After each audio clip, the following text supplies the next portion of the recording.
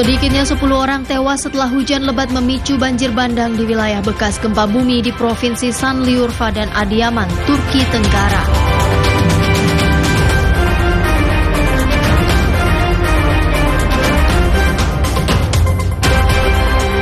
Anggota parlemen Jerman menyatakan ledakan pipa gas Rusia ke Eropa Nord Stream tahun lalu merupakan tindakan terorisme negara.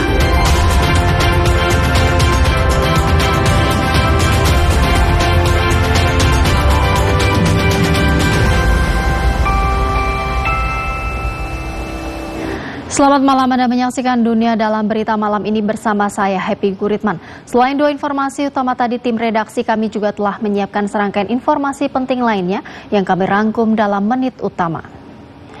Menit Utama Dunia Dalam Berita kami awali dengan informasi terkait jet militer Rusia yang terbang di dekat drone Amerika Serikat, latihan militer Amerika Serikat di Korea Selatan dan Afrika Barat, pemindahan napi ke penjara raksasa di El Salvador, dan banjir di Turki.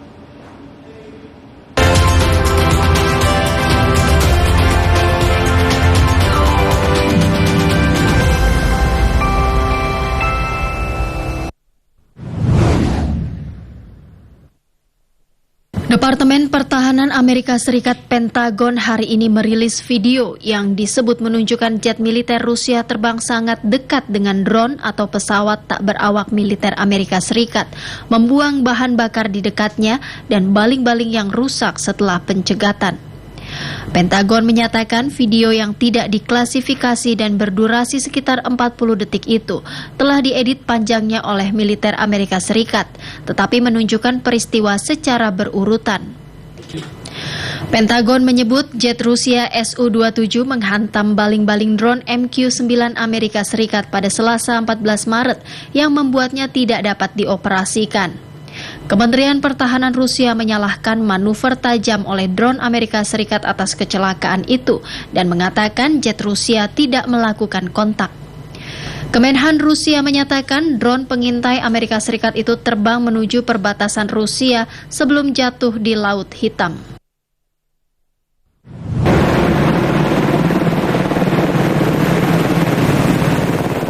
Pasukan Korea Selatan dan Amerika Serikat menggelar latihan militer bersama hari ini dan melakukan manuver luar ruangan seperti operasi serangan udara sebagai bagian dari latihan bilateral 11 hari yang bertajuk Freedom Shield 23. Korea Utara menembakkan rudal balistik jarak jauh ke laut antara semenanjung Korea dan Jepang saat latihan bersama yang dimulai pada Senin 13 Maret itu sedang berlangsung.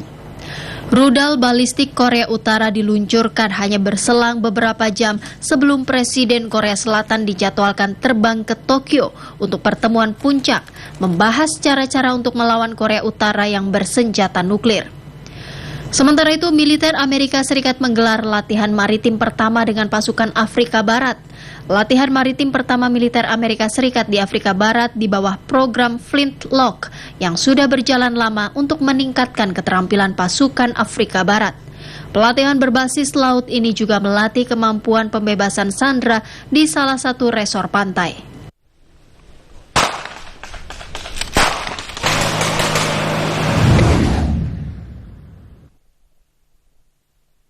Gelombang kedua yang terdiri dari 2.000 anggota geng dipindahkan ke penjara raksasa El Salvador. Pemerintah El Salvador memindahkan ribuan tersangka anggota geng ke penjara raksasa yang baru dibuka, menyusul operasi anti-geng yang digagas Presiden Nayib Bukele. Operasi anti-geng digelar akibat maraknya aksi kekerasan dan pembunuhan terkait geng. Presiden Bukele dalam cuitannya mengatakan total 4.000 anggota geng kini menghuni penjara berkapasitas 40.000 orang yang dianggap sebagai penjara terbesar di benua Amerika. Dalam video yang diunggah di akun Twitter Presiden Bukele, para tahanan yang hanya mengenakan celana pendek putih terlihat berlari melalui penjara baru ke dalam sel. Banyak tato geng beruang mengidentifikasi mereka sebagai bagian dari geng.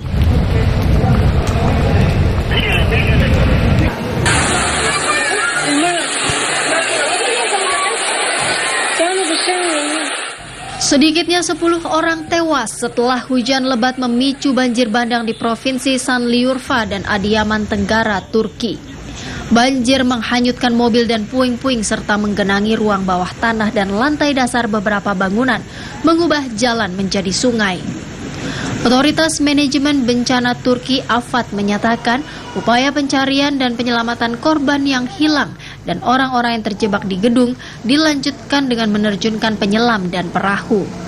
Ribuan orang yang tinggal di tenda dan rumah kontainer akibat gempa bumi dahsyat beberapa waktu lalu, sebagian diantaranya terendam banjir. Satu kontainer yang menampung 3 korban gempa hanyut terbawa banjir dan pencarian terus dilakukan.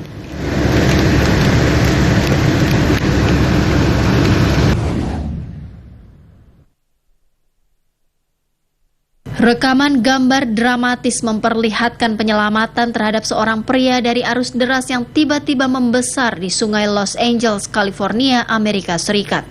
Rekaman udara menunjukkan pria itu berpegangan pada dinding penghalang beton ketika tim penyelamat Departemen Pemadam Kebakaran Los Angeles diturunkan dari helikopter. Petugas penyelamat mengikatkan korban ke tali sebelum keduanya diangkat ke helikopter. Belum diketahui bagaimana pria itu bisa berada di dalam aliran sungai. Pria itu kemudian dibawa ke pusat medis untuk dirawat karena menderita hipotermia. Sungai di Los Angeles itu banjir setelah wilayah pantai barat dilanda musim hujan yang biasanya terjadi setelah 2 dekade kekeringan.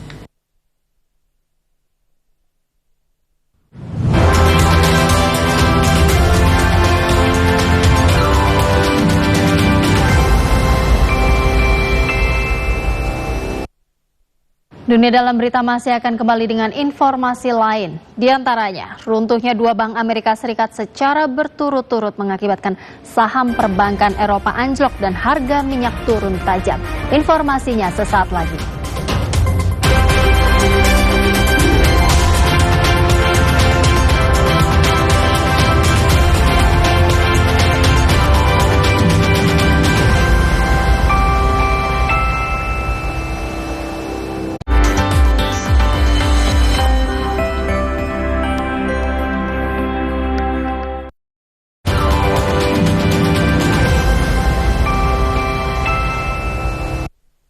Terima kasih Anda masih menyaksikan Dunia Dalam Berita. Anggota Parlemen Jerman menyatakan ledakan pipa gas Rusia ke Eropa Nord Stream tahun lalu merupakan tindakan terorisme negara. Selain itu sudah banyak bukti bahwa Amerika Serikat berada di balik serangan tersebut.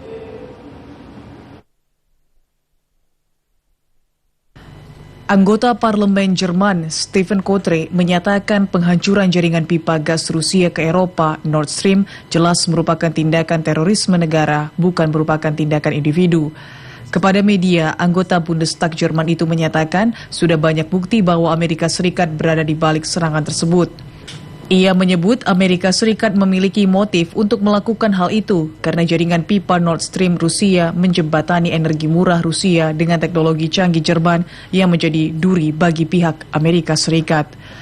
Kotre menyatakan Amerika Serikat menjadi penyebab utama konflik Rusia-Ukraina yang telah membuat Jerman dan Uni Eropa harus menanggung dampaknya. Amerika Serikat melihat Ukraina sebagai negara yang melawan Rusia dan memanfaatkan hal tersebut. Negara itu juga mendorong Ukraina bergabung dengan Pakta Pertahanan Atlantik Utara (NATO) dan berharap mengubah Ukraina menjadi zona untuk melemahkan Rusia. Kotre berpendapat selama beberapa dekade terakhir, Uni Eropa dan Jerman terlalu mengandalkan Amerika Serikat.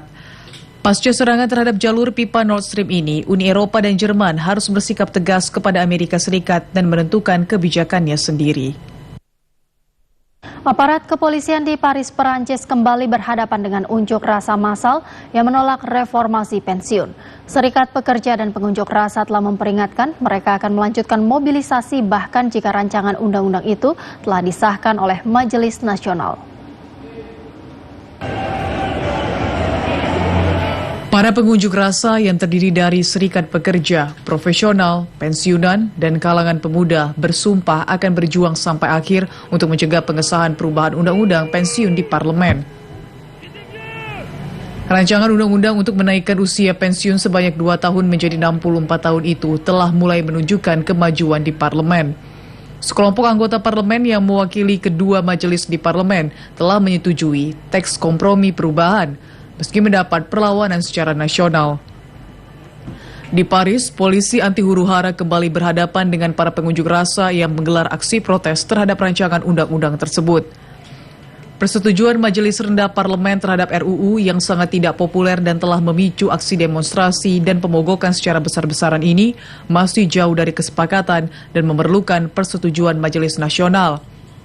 Pejabat partai yang berkuasa mengakui jumlah yang mendukung dan menentang perubahan sangat ketat. Para anggota parlemen dari kelompok konservatif, Les Républicains, dan kelompok tengah menyatakan mereka sedang dilobi oleh para menteri untuk menyetujui RUU tersebut. Serikat Pekerja dan pengunjuk rasa telah memperingatkan mereka akan melanjutkan mobilisasi, bahkan jika RUU itu disetujui dan disahkan Majelis Nasional. Runtuhnya dua bank Amerika Serikat secara berturut-turut mengakibatkan saham perbankan Eropa anjlok. Sementara itu harga minyak juga turun tajam akibat kolapsnya dua bank Amerika Serikat tersebut yang memicu kekhawatiran di kalangan pedagang global.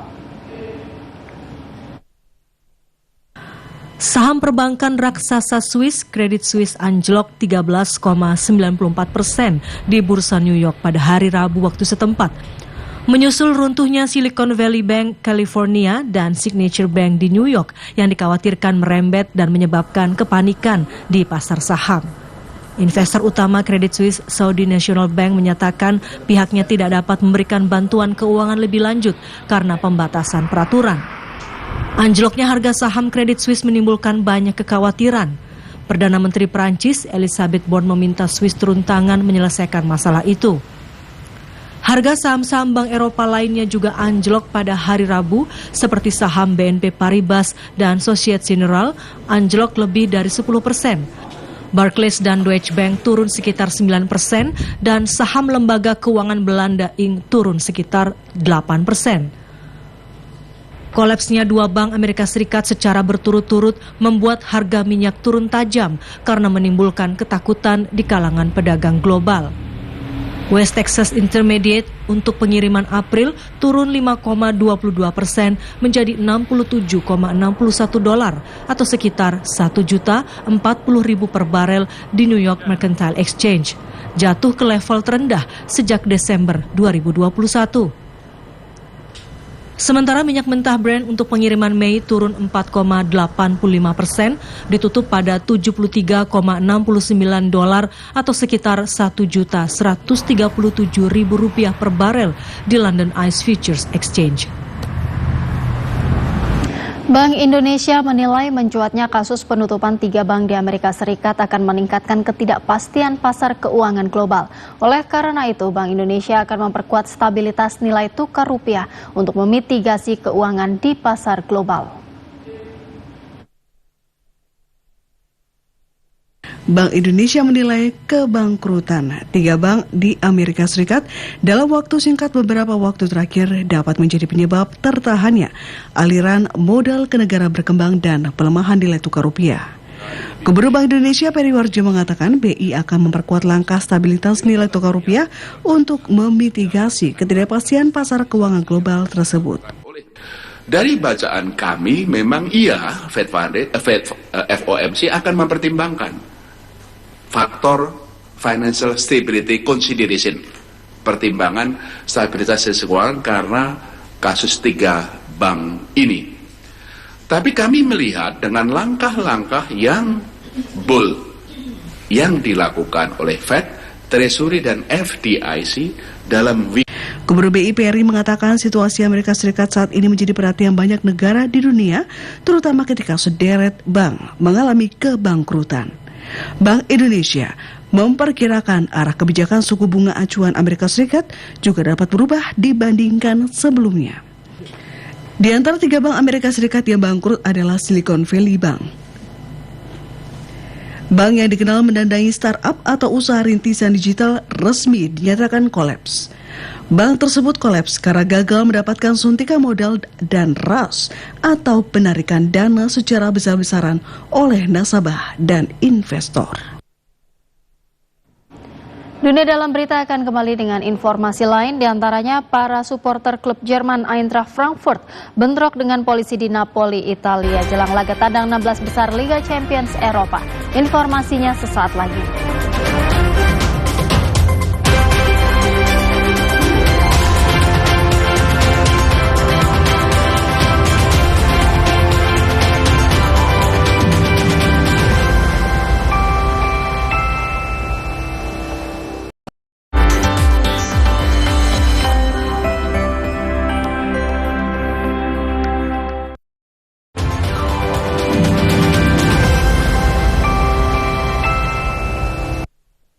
Anda kembali bersama kami Dunia Dalam Berita. Saudara, para supporter klub Jerman Eintracht Frankfurt bentrok dengan polisi di Napoli, Italia jelang laga tandang 16 besar Liga Champions. Bentrokan terjadi setelah otoritas Italia melarang pendukung Jerman mendekati stadion dengan alasan keamanan.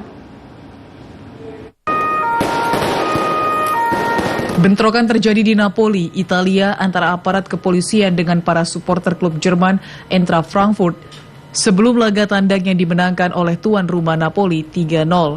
Kerusuhan terjadi setelah otoritas Italia melarang para pendukung klub Jerman itu mendatangi stadion karena alasan keamanan, menyusul kekerasan antar supporter Frankfurt dan Napoli di pertandingan leg pertama. Para fans yang marah melempari polisi anti huru-hara dan membakar mobil polisi. Sekitar 400 supporter Eintracht Frankfurt tanpa tiket tiba di Napoli dengan kereta api dari Salerno. Mereka kemudian dibawa ke hotel yang berada di sebelah hotel tempat tim kesayangan mereka menginap.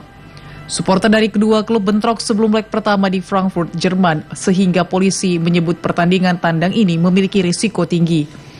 Dalam pertandingan leg kedua Liga Champions ini, Eintracht Frankfurt, pemenang Liga Eropa tahun lalu, harus menyerah di tangan Napoli 0-3. Dengan kemenangan ini, Napoli untuk pertama kalinya dalam sejarah berhasil melangkah ke perempat final Liga Champions Eropa.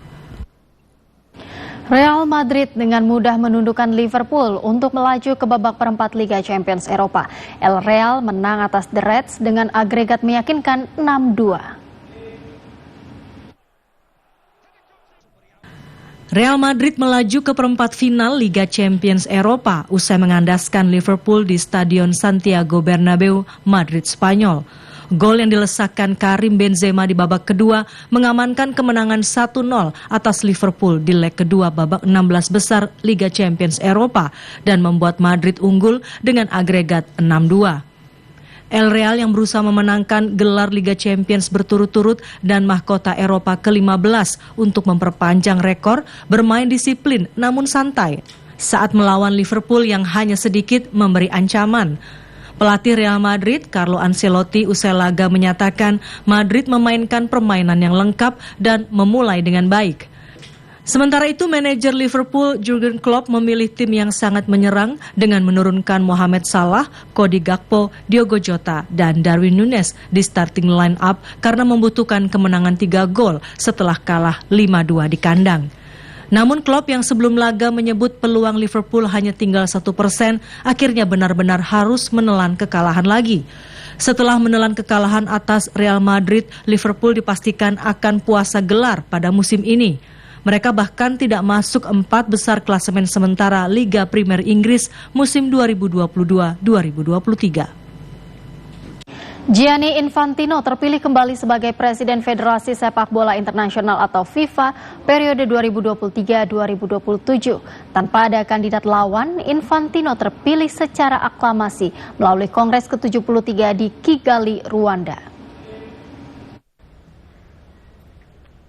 Usai terpilih kembali sebagai Presiden Federasi Sepak Bola Internasional atau FIFA, Gianni Infantino berjanji akan menambah pendapatan badan sepak bola dunia itu hingga 11 miliar dolar Amerika atau setara 169 triliun rupiah selama periode 4 tahun ke depan. Infantino maju dalam pemilihan Presiden FIFA tanpa lawan, tanpa kandidat lain, sehingga menjadikan pemilihannya kembali sebagai Presiden badan sepak bola dunia itu seolah hanya sekedar formalitas. Infantino terpilih kembali sebagai Presiden FIFA di tengah berbagai kontroversi, termasuk perlakuan terhadap pekerja migran jelang Piala Dunia tahun lalu di Qatar dan kegagalannya merealisasikan turnamen setiap 2 tahun. Infantino mengatakan terpilihnya kembali dirinya adalah merupakan kehormatan dan keistimewaan sekaligus tanggung jawab yang besar. Ia berjanji akan terus melayani FIFA dan sepak bola di seluruh dunia. Ia juga mengatakan kepada semua pihak yang mencintainya maupun yang membencinya bahwa ia mencintai mereka semua. Infantino mengonfirmasi pendapatan FIFA mencapai rekor 7,5 miliar dolar Amerika atau sekitar 115 triliun rupiah pada tahun 2022 di tengah situasi pandemi COVID-19. Di awal kepemimpinannya, cadangan di FIFA hanya $1 miliar Amerika atau sekitar 15 triliun rupiah, dan kini telah mencapai 4 miliar dolar Amerika atau 60 triliun rupiah. Infantino berjanji akan meningkatkan pendapatan FIFA dengan memperluas turnamen Piala Dunia pria dan wanita serta Piala Dunia antar klub. Infantino pertama kali terpilih dalam Kongres Luar Biasa tahun 2016 setelah pengunduran diri Sepp Blatter. Kita ke informasi lain, seorang pelukis asal Swiss berhasil membuat lukisan mural berukuran raksasa di tengah gurun pasir di Oman. Lukisan berbentuk sosok anak kecil menyalakan lampu itu menyampaikan pesan mengenai harapan kehidupan berkelanjutan di masa depan.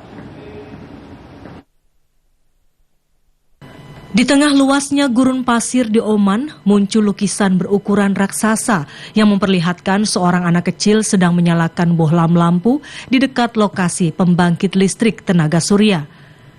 Karya seni sepanjang 100 meter itu hasil tangan kreatif Sepp, seorang seniman lukis asal Swiss.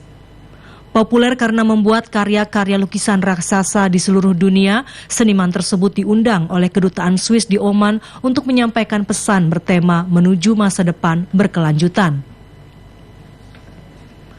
Lahan tenaga surya tempat Sepp membuat karya lukisnya memiliki luas 6 km. Ia sangat terkesan dengan sifat surrealis dari lokasi itu. Lukisan berjudul Towards Good Idea menurut Sepp seperti sebuah keajaiban yang menggambarkan anak laki-laki menggunakan panel surya untuk menyalakan bohlam lampu. Sepp selama ini dikenal dengan karya-karya seni yang syarat makna akan ide-ide untuk membantu meningkatkan kesadaran semua pihak mengenai isu-isu penting dalam kehidupan manusia. Selanjutnya kita ikuti informasi perakiraan cuaca kota-kota besar mancanegara yang berlaku mulai esok hari pukul 7 waktu Indonesia Barat.